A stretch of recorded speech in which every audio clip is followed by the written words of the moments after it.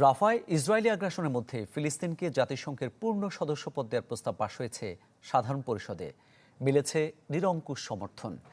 193টি দেশের মধ্যে পক্ষে ভোট পড়ে 143টি, আর যুক্তরাষ্ট্র, ইসরায়েল সহ 9টি দেশ দিয়েছে বিপক্ষে ভোট।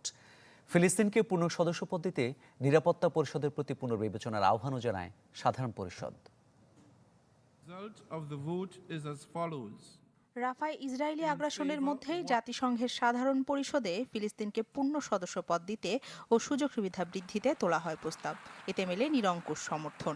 বাংলাদেশ সহ 143টি সদস্য দেশ পক্ষে ভোট দেয়, বিপক্ষে ছিল যুক্তরাষ্ট্র, ইসরায়েল সহ 9টি দেশ। আর ভোট থেকে বিরত ছিল কানাডা, যুক্তরাজ্য, ইতালি সহ অন্তত 25টি দেশ। শুক্রবার এই ভোটাভুটি হয়। ফিলিস্তিন জাতিসংঘের পূর্ণ সদস্যপদ না পেলেও সংস্থাটিতে যোগ দেওয়ার যোগ্য হিসেবে স্বীকৃতি পেয়েছে।